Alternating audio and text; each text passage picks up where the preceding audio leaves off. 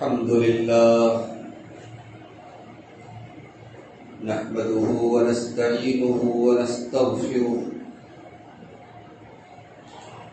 ونعوذ بالله من شرور أنفسنا ومن سيئات أعمالنا من يهده الله فلا مضل له ومن يضلل فلا هادي له وأشهد أن لا إله إلا الله وحده لا شريك له وأشهد أن محمدا عبده ورسوله يا أيها الذين آمنوا اتقوا الله حق تقاته ولا تموتن إلا وأنتم مسلمون يا أيها الناس اتقوا ربكم الذي خلقكم من نفس واحدة وخلق منها زوجها وبث منهما رجالا كثيرا ونساء واتقوا الله الذي تساءلون به والأرحام إن الله كان عليكم رقيبا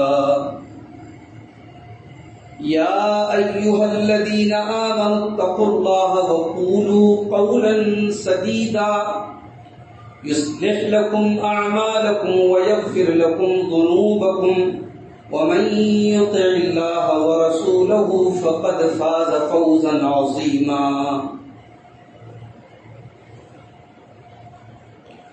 أما بعد فإن خير الحديث كتاب الله وخير الهدي هدي محمد صلى الله عليه وسلم وشر الأمور محدثاتها وكل محدثة بدعة وكل بدعة ضلالة وكل ضلالة في النار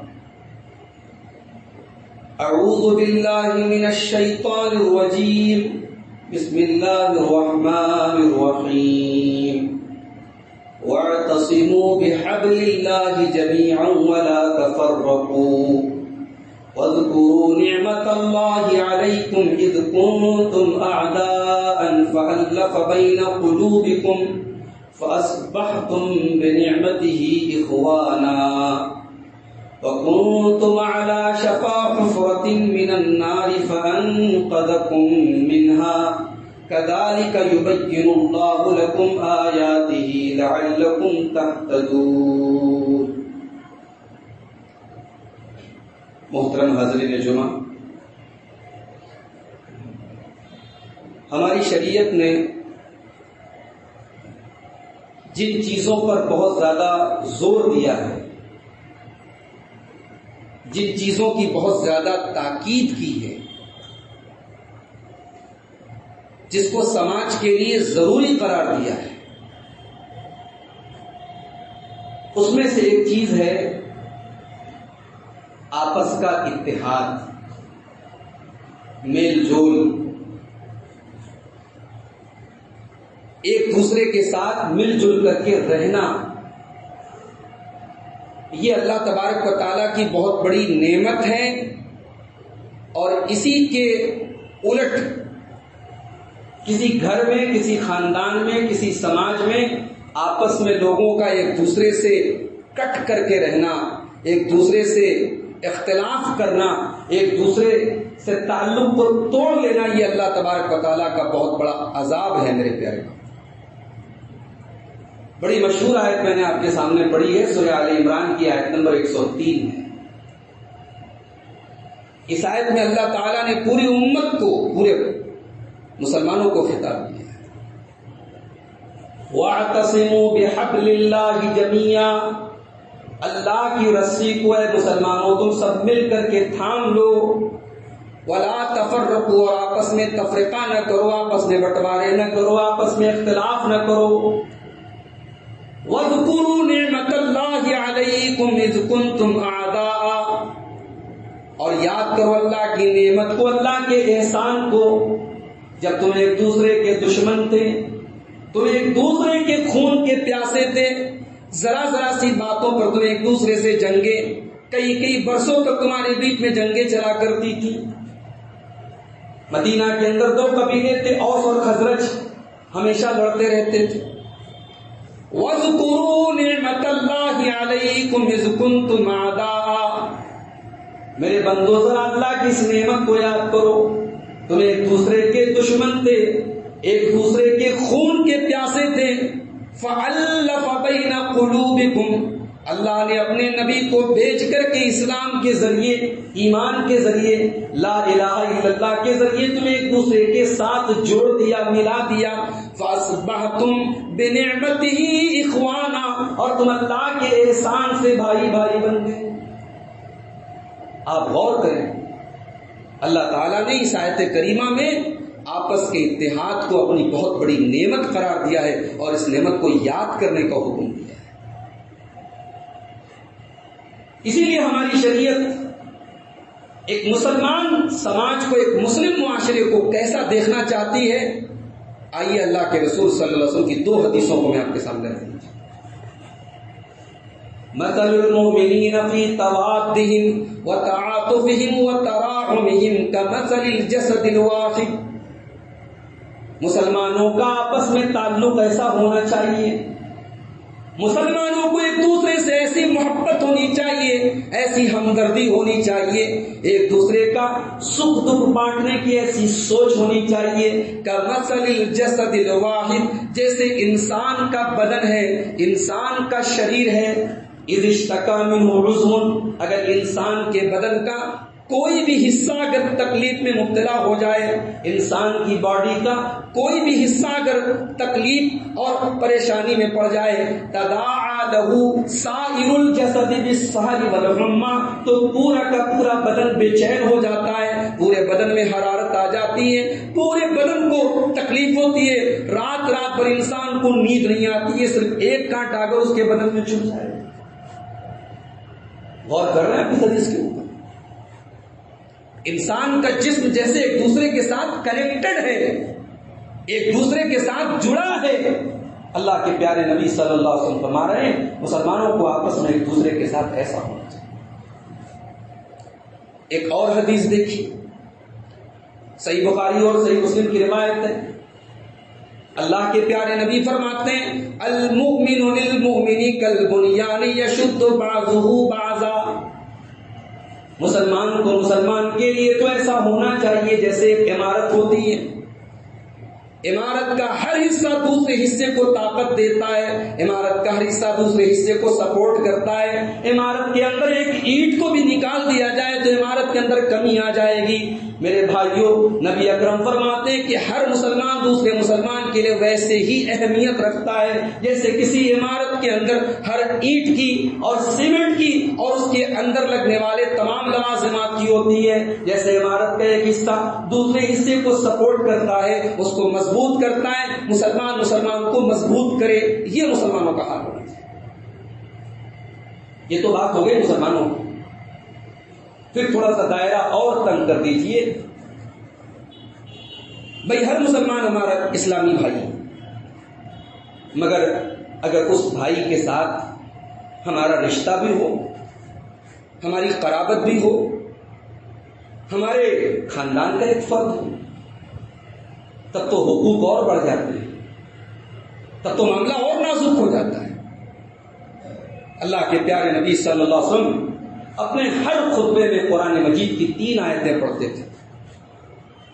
اس میں ایک آیت آپ پڑھتے تھے سورہ نساء کی پہلی آیت. آپ لوگ بھی سنتے ہیں ہر خطبہ جمعہ میں آیت پڑھی جاتی ہے. کبھی اس آیت پر غور کیا کہ یہ اس آیت میں کون سی ایسی بات ہے کہ ہر جمعہ میں ریپیٹ ہو رہی ہے؟ سورہ نساء کی پہلی آیت میں اللہ نے ایک بڑی عجیب بات کہی. فرمایا فَاتَّقُوا اللَّهَ الَّذِي تَسَاءَلُونَ بِهِ وَالْأَرْحَامَ إِنَّ اللَّهَ كَانَ عَلَيْكُمْ رَقِيبًا. میرے بندو، اللہ سے ڈرو، جس اللہ کا نام لے کر کے تم ایک دوسرے کے کام آتے ہو، جس اللہ کے نام کے ذریعے تم ایک دوسرے سے سوال کرتے ہو.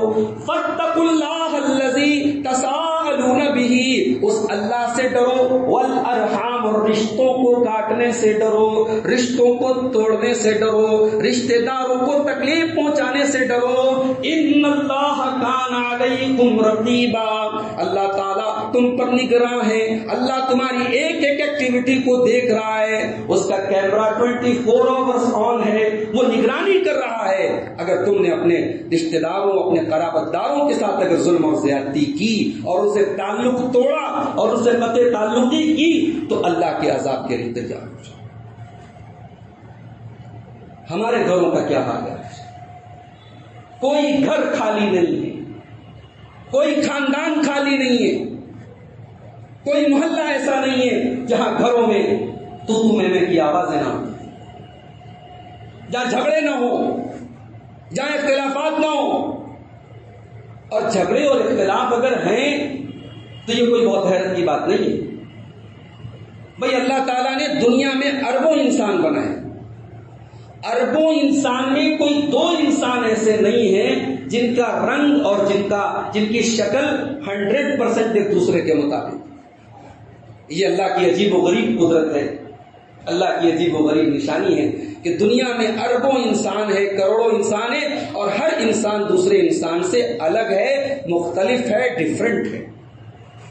اللہ نے اسی بات کا تذکرہ سورہ روم میں کیا، فرمایا وَمِنْ آيَاتِهِ خَلْقُ السَّمَاوَاتِ وَالْأَرْضِ وَاخْتِلَافُ أَلْسِنَتِكُمْ وَأَلْوَانِكُمْ۔ میرے بندو، اللہ کی بہت بڑی نشانی یہ بھی ہے، اس نے آسمان کو بنایا، اس نے زمین کو بنایا، اس نے تمہارے رنگ الگ بنائے، اس نے تمہاری زبانیں الگ بنائی، تمہاری بولیاں الگ بنائی، تمہاری لینگویجز الگ بنائی۔ ان فی ذالک لآیات للعالمین، اس کے اندر علم رکھنے والوں کے لیے بہت بڑی نشانی ہے، بہت بڑی نشانی ہے۔ جب دنیا کا 2 انسان ڈپلیکیٹ نہیں ہے، ایک دوسرے کی کاپی نہیں ہے، 2 لوگوں کا رنگ ایک جیسا نہیں، افریقہ میں سب کالے ہیں مگر ہر آدمی دوسرے آدمی سے الگ، امریکہ میں، یورپ میں سب گورے ہیں مگر وہاں بھی ہر انسان کا رنگ دوسرے انسان کے رنگ سے مختلف ہے۔ تو میرے بھائیوں، جب ہمارے رنگ الگ ہیں، ہمارے چہرے الگ ہیں، ہمارے فنگر پرنٹس الگ ہیں تو ظاہر ہے ہمارے مزاج بھی الگ ہے۔ ضروری نہیں ہے کہ باپ جس اینگل سے سوچ رہا ہے بیٹا اسی اینگل سے سوچے، ضروری نہیں ہے کہ ایک بھائی کے سوچنے کا جو انداز ہے وہی دوسرے بھائی کے سوچنے کا انداز ہو۔ شکل الگ ہے، جسم الگ ہے تو ظاہر ہے مینٹلٹی بھی الگ ہے، ذہنیت بھی الگ ہے، سوچنے کا انداز بھی الگ ہے۔ ہم اگر یہ چاہیں، باپ اگر یہ چاہیں کہ میرے سارے بیٹے ویسے سوچے جیسے میں سوچتا ہوں تو معاف کرے بھائی، یہ ممکن نہیں ہے۔ بڑا بھائی اگر یہ سوچے کہ میرا چھوٹا بھائی ویسا ہو جائے جیسا میں چاہتا ہوں، ممکن نہیں ہے۔ شوہر اگر یہ تصور کرے کہ بیوی بالکل میرے من کی اور مراد کی ہو جائے، ممکن نہیں۔ ہمارے نبی صلی اللہ علیہ وآلہ وسلم اپنی پوری زندگی حضرت ابو بکر کو حضرت عمر نہیں بنا سکے، حضرت عمر کو حضرت عثمان نہیں بنا سکے، حضرت عثمان کو حضرت علی نہیں بنا سکے۔ بھئی یہ چاروں لوگ 4 یار ہیں نا، رسول کے ساتھ سائے کی طرح رہنے والے ہیں، رسول کے ساتھ رہنے والے لوگ ہیں، مگر آپ حدیثوں میں پڑھیے دیکھیے، ابو بکر کا مزاج الگ ہے، عمر کا مزاج الگ ہے، عثمان کا مزاج الگ ہے، علی کا مزاج الگ ہے، رضی اللہ عنہم اجمعین۔ تو اختلاف یہ برا نہیں ہے، اختلاف کو بڑھانا، اختلاف کو تعلق توڑنے کی بنیاد قرار دینا یہ برا ہے۔ ہماری سوچ کسی سے الگ ہے، ہم اس سے کینہ رکھ لیں اپنے دل میں، ہم تعلق توڑ دیں، یہ برا ہے۔ اور یہ اتنا برا ہے کہ دنیا میں تو سکون جاتا ہے، دنیا میں اگر 2 خاندانوں میں 2 افراد میں اگر اختلاف ہو جائیں تو آپس میں ایک دوسرے کے دشمن ہو جاتے ہیں، مقدمہ بازی ہوتی ہے، ایک دوسرے کی شکلیں نہیں دیکھتے، ایک دوسرے کے سکھ دکھ میں شامل نہیں ہوتے، یہ سب تو ہوتا ہے۔ یہ تو دنیا کا نقصان ہے، آخرت کا نقصان اس سے بڑا ہے۔ اللہ کے پیارے نبی صلی اللہ علیہ وسلم فرماتے ہیں، صحیح مسلم کی روایت ہے، ہر سوموار کے دن اور ہر جمعرات کے دن جنت کے دروازے کھول دیے جاتے ہیں۔ ہر سوموار اور ہر جمعرات کو جنت کے دروازے کھول دیے جاتے ہیں اور ہر اس بندے کی مغفرت کی جاتی ہے جو اللہ کے ساتھ شرک نہ کرتا ہو سوائے ان دو لوگوں کے جو آپس میں ایک دوسرے سے بیر رکھتے ہوں، جو ایک دوسرے سے کینہ رکھتے ہوں، اللہ تعالیٰ ان کی مغفرت نہیں کرتا ہے۔ اللہ اپنے فرشتوں سے کہتا ہے انظروا هذین حتی یصطلحا، انظروا هذین حتی یصطلحا، میرے فرشتوں ان دونوں کو بھی مہلت دے دو جب تک یہ صلح نہ کر لیں، جب تک یہ اپنا جھگڑا دور نہ کر لیں، اور جب تک یہ دونوں مل نہ جائیں تب تک ان کی مغفرت نہیں کی جائے۔ اللہ ہم کتنے نادان ہیں میرے پیارے بھائی۔ یہ آپس کا اختلاف اگر ہماری مغفرت اور رب العالمین کی ہماری بخشش میں اگر رکاوٹ بن رہا ہے، ہم سے بڑا جاہل کوئی نہیں ہوگا، ہم سے بڑا ظالم کوئی نہیں ہوگا، ہم سے بڑا نادان کوئی نہیں ہوگا اگر ہم نے اس اختلاف کو برقرار رکھا۔ آپ جانتے ہیں شریعت نے آپس کے اختلاف کو دور کرنے کو، صلح صفائی کرنے کو کتنی اہمیت دی۔ شریعت کی نظر میں جھوٹ بہت بڑا گناہ ہے، مگر دو لوگوں میں اگر اختلاف ہے، دو خاندانوں میں اگر جھگڑا ہے، اس جھگڑے کو ختم کرنے کے لیے شریعت اجازت دیتی ہے کہ آپ جھوٹ بھی بول سکتے ہیں۔ اللہ کے پیارے نبی فرماتے ہیں لیس الکذاب الذی یصلح بین الناس، جو لوگوں کے درمیان صلح کرانے کے لیے اگر کچھ ایسی باتیں بھی بولتے جو حقیقت کے خلاف ہے، اللہ کیا اس کی پکڑ نہیں۔ مسجد میں بیٹھ کر دو لوگ آپس میں چپکے چپکے بات کرے، شریعت منع کرتی ہے۔ سڑک پر بیٹھ کر تین لوگ آپس میں سرگوشی کریں، سیکرٹ کنورسیشن کریں، شریعت منع کرتی ہے۔ مگر اگر یہ سیکرٹ کنورسیشن، یہ پرائیویٹ گفتگو اگر دو لوگوں کو ملانے کے لیے ہو رہی ہے تو شریعت کے اس پر ثواب ملے گا۔ اللہ نے فرمایا سورہ نساء کے اندر لا خیر فی کثیر من نجواہم الا من امر بصدقۃ او معروف او اصلاح بین الناس، لوگوں کا آپس میں سرگوشی کرنا، چپکے چپکے بات کرنا، یہ اس کے اندر کوئی بھلائی نہیں ہے۔ ہاں اگر کوئی نیکی کا حکم دے رہا ہو، کوئی صدقہ خیرات کا حکم دے رہا ہو، یا لوگوں کو اس کے درمیان صلح کرا رہا ہو، تو اس پر اللہ کہتا ہے کہ ہم اجر و ثواب عطا کریں۔ اللہ کے رسول اپنی پوری زندگی میں کبھی ایسا نہیں ہوا کہ نماز کا ٹائم ہو اور آپ صحت مند ہو اور مصلی پر آپ موجود نہ ہو، مگر ایک بار ایسا ہوا عصر کی نماز کا وقت ہے، حضرت بلال نے اذان دی، اقامت کا وقت ہو چکا ہے اور محمد الرسول اللہ مدینے میں تشریف نہیں رکھتے ہیں، محمد الرسول اللہ مصلی پر تشریف نہیں رکھتے ہیں۔ کیوں؟ اللہ کے نبی مدینہ سے کافی دور ایک جگہ تھی قبا کے قریب ایک قبیلہ ہے بنو عمرو بن عوف، اس قبیلے میں کچھ آپس میں اتفاقی ہو گئی تھی، کچھ جھگڑا ہو گیا تھا، پیارے نبی صلی اللہ علیہ وسلم اس جھگڑے کو چھپانے گئے تھے اور یہاں عصر کا ٹائم ہو گیا۔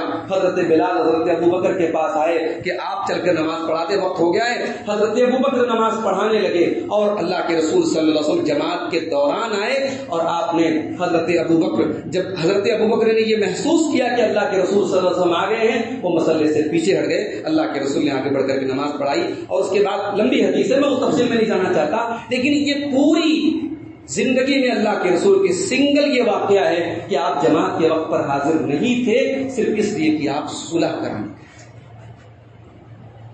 میرے بھائیوں، آج افسوس کی بات ہے کہ ہمارے گھروں میں، ہمارے خاندانوں میں، ہمارے محلوں میں، ہماری مسجدوں میں آپس میں لوگ ایک دوسرے سے دور ہیں اور ہم کبھی یہ نہیں چاہتے کہ ان کے درمیان صلح ہو جائے، اور اختلاف کرنے والا خود نہیں چاہتا کہ ہم آگے بڑھ کر کے اس اختلاف کو ختم کریں۔ اللہ کی قسم، نماز، صدقہ، روزہ، ان تمام عبادتوں سے بڑھ کر کے یہ عبادت ہے کہ دو بچھڑے ہوئے لوگوں کو ملا دیا جائے، دو آپس میں اختلاف کرنے والوں میں میل کرا دیا جائے۔ اللہ کے پیارے نبی فرماتے ہیں، ترمذی کی روایت ہے، آپ نے فرمایا الا اخبرکم بافضل من درجۃ الصیام والصلاۃ والصدقۃ، اے میرے صحابہ کیا میں ایسی چیز نہ بتا دوں جو نماز سے بہتر ہے، جو روزہ سے بہتر ہے، جو صدقہ اور خیرات سے بہتر ہے؟ صحابہ نے کہا اللہ کے رسول ضرور بتا دیں۔ آپ نے فرمایا اصلاح ذات البین، آپس میں ایک دوسرے سے صلح کر لو، یہ نماز سے بہتر ہے، یہ روزہ سے بہتر ہے، یہ صدقہ سے بہتر ہے۔ وفساد ذات البین الحالقہ، اور آپس کا فساد، آپس کا بگاڑ، آپس کا اختلاف، آپس کی صرف اٹول، اللہ کے نبی نے فرمایا ہی الحالقہ، یہ نیکیوں کو موڑ دینے والی ہے، یہ حج کو برباد کرنے والی ہے، یہ عمرے کو برباد کرنے والی ہے، یہ تہجد کو برباد کرنے والی ہے، یہ نمازوں کو برباد کرنے والی ہے۔ آپس کا اختلاف نیکیوں کو برباد کر دیتا ہے۔ آج ہمارے یہاں حالات یہ ہے، جھگڑا ہے دو خاندانوں میں، جھگڑا ہے بھائی بھائی میں، ایک بھائی مرتے دم تک اپنے بھائی سے بات نہیں کرتا اور اپنے بچوں کو وصیت کر کے جاتا ہے خبردار میرے مرنے کے بعد بھی میرے بھائی سے کوئی تعلق مت رکھنا، اور بچے اپنے باپ کی اس وصیت کو بھرپور طریقے سے پورا کرتے ہیں۔ نسل در نسل دشمنی منتقل ہوتی ہے، نسل در نسل نفرت منتقل ہوتی ہے۔ بیٹے اپنے باپ کی اس وصیت کو، اپنے باپ کی اس رسم کو نبھاتے ہیں۔ باپ بہت بڑا اللہ کی راہ میں دینے والا تھا، اللہ کی راہ میں خرچ کرنے والا تھا، باپ کی اس عادت کو لوگ کاپی نہیں کرتے۔ باپ بہت بڑا نمازی تھا، لوگ اس کو کاپی نہیں کرتے۔ باپ تہجد پڑھتا تھا، بیٹے اس کو کاپی نہیں کرتے۔ لیکن ہاں، باپ نے فلاں کے ساتھ تعلق توڑ کے رکھا تھا تو ہم بھی اسے تعلق توڑ کے رکھیں گے۔ ہم اگر مل گئے تو باپ کی روح کو تکلیف ہو۔ یہ جہالت ہے میرے بھائی، یہ بات یاد رکھو، یہ مسئلہ یاد رکھو۔ دنیا میں کوئی بھی انسان کتنا بھی بڑا کیوں نہ ہو، اگر وہ کوئی ایسا حکم دے جو شریعت کے خلاف ہے، جو اللہ رسول کے خلاف ہے، اس کی بات نہیں مانی جائے گی۔ اگر آپ کا باپ آپ سے یہ کہہ کر کے گیا ہے فلاں سے تعلق مت رکھو، تو آپ کبھی یہ نہ سوچیں کہ میرے باپ کے احترام کا تقاضا ہے کہ میں اس سے تعلق نہ رکھوں، بلکہ جہاں تک ہو سکے تعلق جوڑنے کی کوشش کرو۔ اس سے آپ کے والد کی روح کو تکلیف نہیں پہنچے گی، ان کی روح خوش ہوگی اور اللہ کے ان کے ساتھ آسانی کا معاملہ۔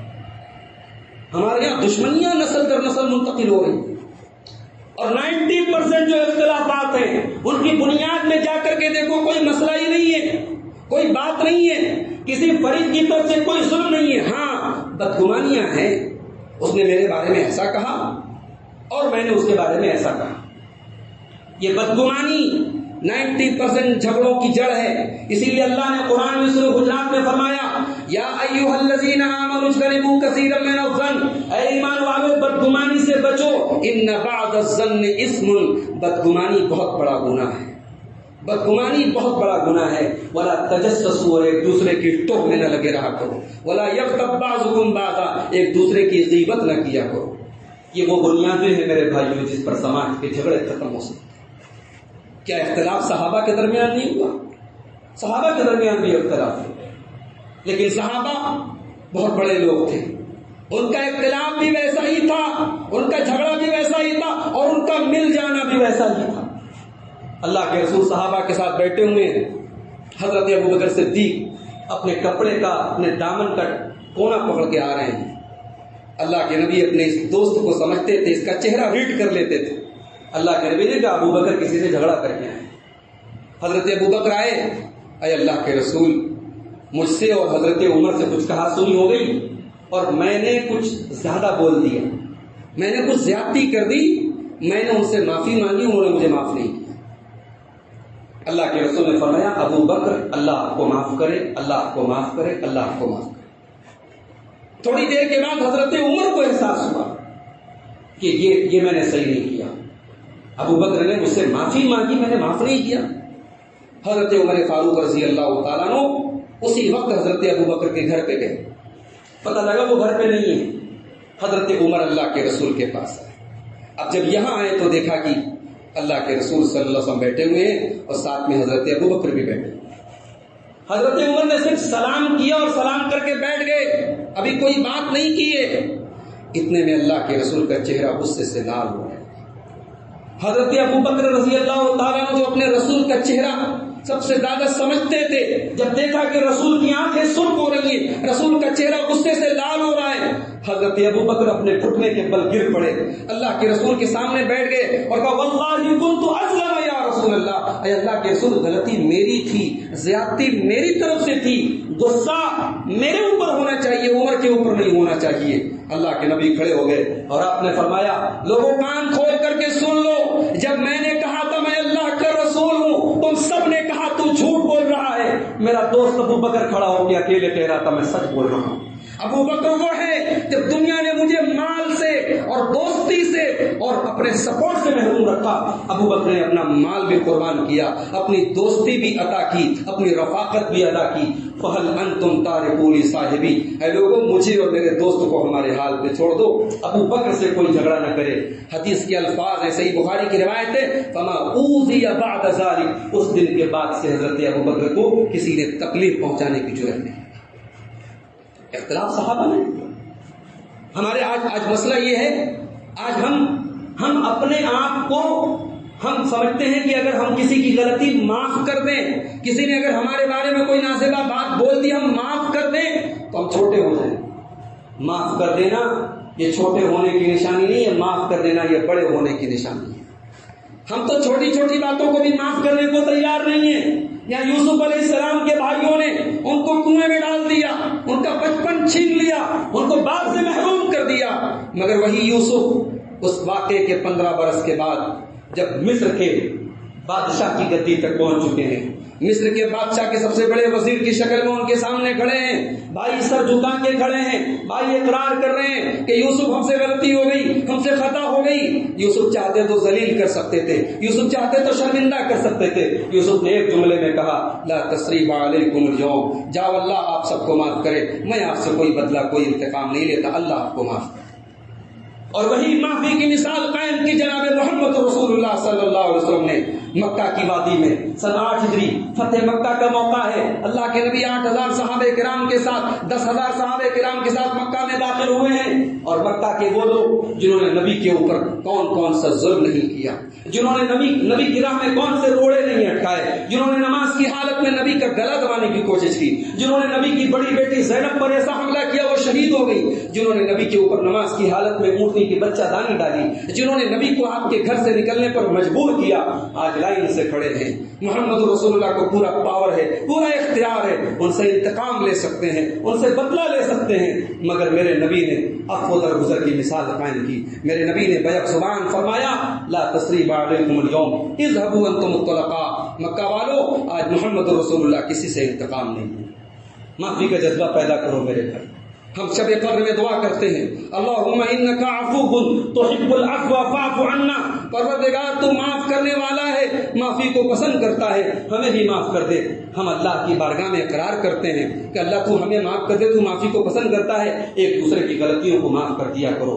باپ اگر بیٹے سے کوئی غلطی ہو جائے اس کا طریقہ یہ نہیں کہ بیٹے کو الگ کر دیا جائے، ان غلطیوں کو معاف کر کے زندگی کی گاڑی کو آگے بڑھایا جائے، اختلاف کو ختم کیا جائے۔ حل یہ ہے اختلاف کو تعلق توڑنے کا سبب نہ بنایا جائے۔ اور آخری بات بیان کر کے بات ختم کرتا ہوں، اللہ نے قرآن میں فرمایا ان یریدا اصلاحا یوفق اللہ بینہما، سورہ نساء کی آیت ہے، میاں بیوی کے درمیان جھگڑا ہو رہا ہے، اللہ تعالیٰ جھگڑا چکانے کا طریقہ بتا رہا ہے، بیوی کا بستر الگ کر دو، بیوی کو ہلکی پھلکی مار دو، بیوی کے اگر تب بھی نہ سمجھے بیوی کے مائکے سے کسی ایک پکش کو بلا لو، اپنے گھر سے ایک پکش کو بلا لو، دونوں بیٹھ کر کے حل کر لیں۔ اب بھی مسئلہ حل نہیں ہو رہا ہے، اللہ اجازت دے رہا ہے طلاق دے دو، بیوی کو اجازت دے رہا ہے تو خلا لے لے، سارا طریقہ سارا سولوشن بتانے کے بعد اللہ نے آخر میں ایک بات کہی، اللہ نے کہا ان یریدا اصلاحا یوفق اللہ بینہما، میرے بندو میں تمہارا رب ہوں، تمہاری نفسیات سے واقف ہوں، تمہاری کمزوریوں سے واقف ہوں، تمہیں مسئلہ بھی بتا رہا ہوں، مسئلے کا حل بھی بتا رہا ہوں۔ میاں بیوی کے درمیان طلاق کی نوبت آ جائے میں طلاق کی بھی اجازت دے رہا ہوں، مگر میرے بندو کان کھول کے سن لو، تمہارا رب تم سے یہ بھی کہہ رہا ہے ان یریدا اصلاحا، اگر میاں بیوی حقیقت میں مل کر کے رہنا چاہیں، اگر زندگی کی گاڑی کو نبھانا چاہیں، یوفق اللہ بینہما، اللہ گارنٹی لے رہا ہے اللہ ملا دے گا، اللہ ملا دے گا، اللہ الفت پیدا کر دے گا، اللہ ایک دوسرے کے دل میں ایک دوسرے کی محبت ڈال دے گا۔ میرے بھائی یہ قرآن کا جملہ نوٹ کر لو، یہ قرآن کا جملہ نوٹ کر لو، یہ صرف میاں بیوی کے رشتے کی بات نہیں، یہ دو خاندانوں میں بھی یہ مسئلہ لاگو ہوگا، دو افراد میں بھی یہ آیت اپلائی ہوگی، بھائی بھائی کے درمیان بھی یہ آیت اپلائی ہوگی، ان یریدا اصلاحا یوفق اللہ بینہما، اگر دو لوگ ملنا چاہیں اللہ ملا دے گا، اگر ہم قدم آگے بڑھائیں، اگر ہم سامنے والا ہماری طرف قدم بڑھائے اور ہم اس کی طرف قدم بڑھائیں، پروردگار کا وعدہ ہے وہ ملا دے گا۔ اور یہ یاد رکھو کہ صلح میں ہی بھلائی ہے، اختلاف میں بھلائی نہیں ہے، اختلاف چین چھین لیتا ہے، اختلاف دل میں حسد پیدا کرتا ہے، اختلاف دل میں بغض پیدا کرتا ہے، اختلاف نیکیوں کو کھا جاتا ہے، اور صلح میں ہی ہر اعتبار سے بھلائی ہے، دنیا کی بھی بھلائی ہے اور آخرت کی بھی بھلائی ہے۔ یہ چند باتیں تھیں اصلاح و ذات بین کے تعلق سے، یہ چند باتیں تھیں آپس میں صلح و صفائی کے تعلق سے۔ پروردگار سے دعا ہے رب العالمین ہمیں آپس کے اختلافات کو بھلا کر کے ایک دوسرے کا احترام، ایک دوسرے کی عزت اور ایک دوسرے کی محبت اپنے دلوں میں پیدا کرنے کی توفیق عطا فرما۔ پروردگار تو معاف کرنے والا ہے، تو معافی کو پسند کرتا ہے، ہم گنہگاروں کو بھی معاف فرما دے۔ پروردگار ہماری خطاؤں کو درگزر فرما دے۔ پروردگار ہم میں سے جو بیمار ہیں ان کو شفاء کامل عاجل عطا فرما، جو روزی روٹی سے پریشان ہیں ان کو روزگار میں برکت نصیب فرما۔ پروردگار ہمارے ملک کے امن اور چین کی حفاظت فرما۔ پروردگار ہماری ملت اسلامیہ کے اندر اتحاد و اتفاق پیدا فرما، ہماری صفوں میں اتحاد پیدا فرما۔ ملک میں جو ظالم طاقتیں ہیں، جو ظالم عناصر ہیں، پروردگار تو ان سے ملک کو ہمارے پاک کر دے، تو ہمیں ظالموں کے ظلم سے بچا، شریروں کے شر سے بچا۔ الہ العالمین تو ہمارے درمیان امن و آشتی پیدا فرما دے، امن اور چین اور سکون سے رہنے کی ہم سب کو توفیق عطا فرما۔ آمین وآخر دعوانا الحمدللہ رب العالمین۔